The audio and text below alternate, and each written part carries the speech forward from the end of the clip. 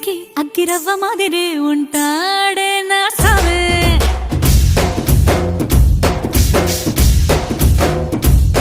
మెత్తాని పత్తి పువ్వుల మరే సంటో